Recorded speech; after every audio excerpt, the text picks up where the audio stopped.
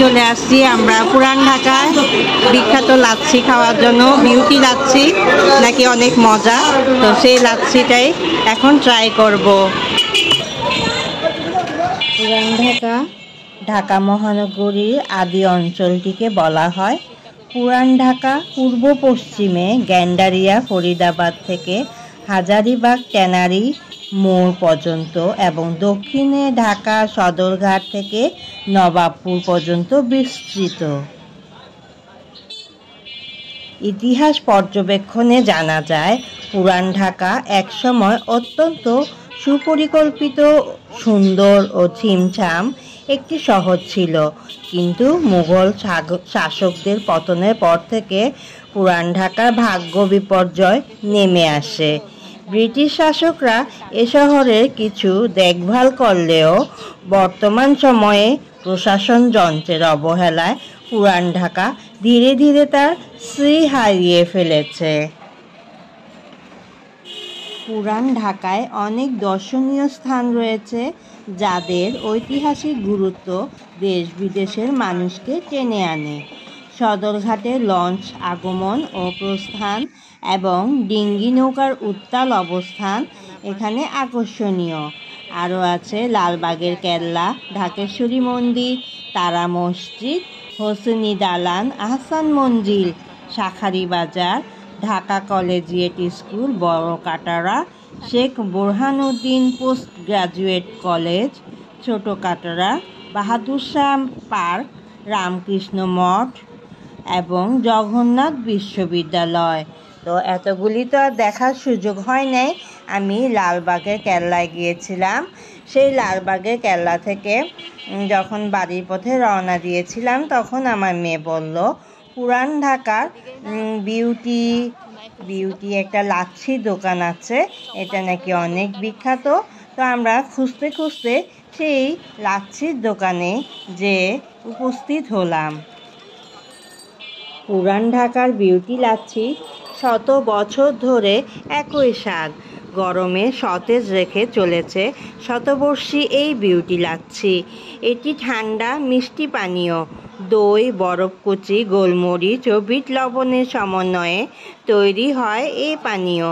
শত বছর পেরিয়ে গেলেও যার স্বাদ রয়ে গেছে একই রকম, যার নামে সুখ্যাতি দেশ জোড়া। এই পুরান ঢাকার রায় সাহেব বাজারে জংশন সড়কে অবস্থিত। তাই এই লাচ্ছির স্বাদ গ্রহণ করতে কোনো মতেই আমরা তিনজন মা মেয়ে ভুললাম না।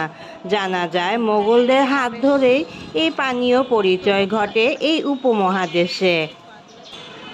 মোগলরা তৃষ্ণা মেটাতে বা অতিথি আপ্যায়নে সুস্বাদু এই পানীয় পরিবেশন করতেন। 1922 সালে পুরান ঢাকার রায় সাহেব বাজারে বিউটি লাচ্ছির যাত্রা শুরুতে শুধু লাচ্ছি আর লেবুর শরবত পাওয়া গেলেও সময়ের ব্যবধানে সেখানে যুক্ত হয়েছে ফালুদা। যুগ যুগ ধরে পুরান ঢাকার মানুষকে ভিন্ন রকম লেবুর শরবত, লাচ্ছি, ফালুদা খাইয়ে আসছে ছোট্ট এই দোকানটি, বর্তমান যার নাম বিউটি লাচ্ছি ও ফালুদা। সরেজমিনে দেখা যায় দোকানের সামনের অংশে লাচ্ছি বানানো হচ্ছে, আর ভেতরে ক্রেতাদের বসার জন্য আয়রনের টেবিল চেয়ার পাতা রয়েছে।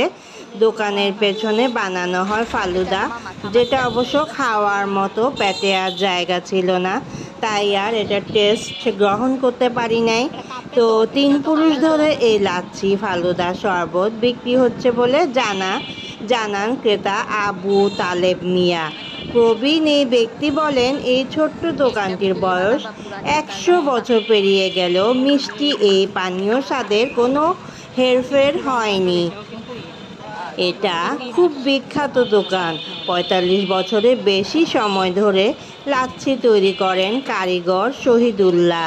তিনি জানান, ব্লেন্ড মেশিনের পরিবর্তে তারা হাতেই তৈরি করে থাকেন এই লাচ্ছি।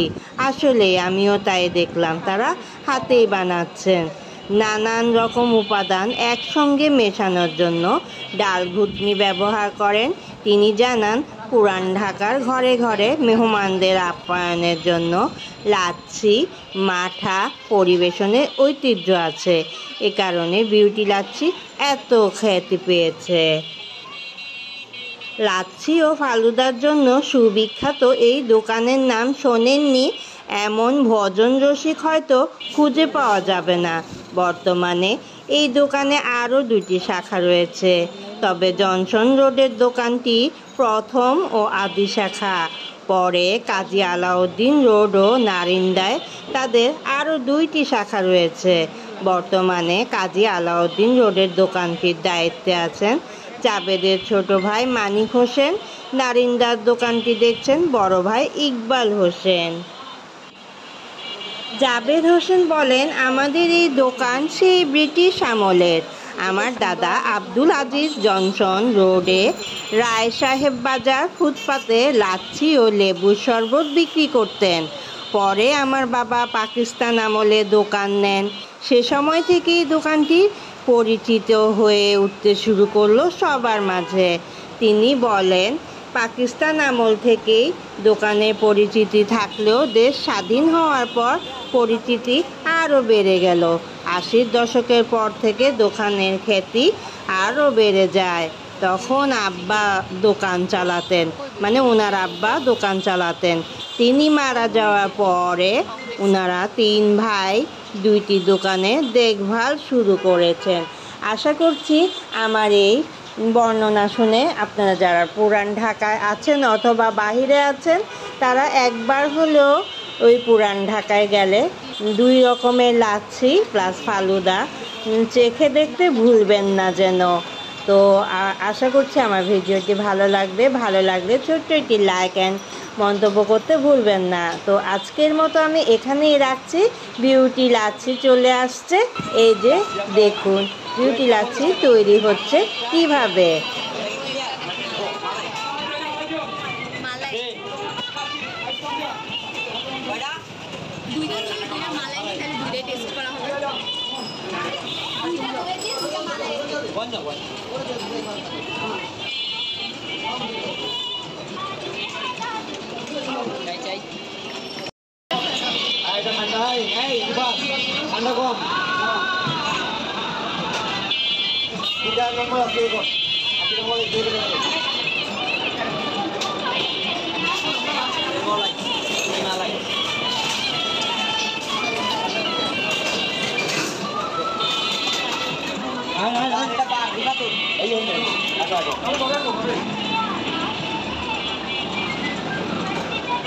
এটা নরমাল বুঝছেন,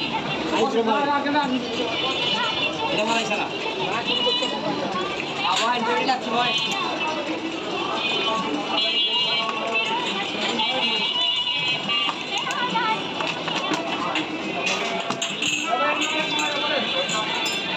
লেবু এক মালাই কি কি এগুলো মালাই, হ্যাঁ মালাইটা মানে কোনো জায়গায় পাই। নর্মাল লাচ্ছি 50 টাকা আর মালাই লাচ্ছি 100 টাকা। নর্মাল লাচ্ছি 50 টাকা আর মালাই লাচ্ছি 100 টাকা। তো আমরা দুটোটাই নিয়েছি। এই যে এখানে 4টা লাচ্ছি, নর্মালও নিয়েছি এবং মালাই লাচ্ছিও নিয়েছি।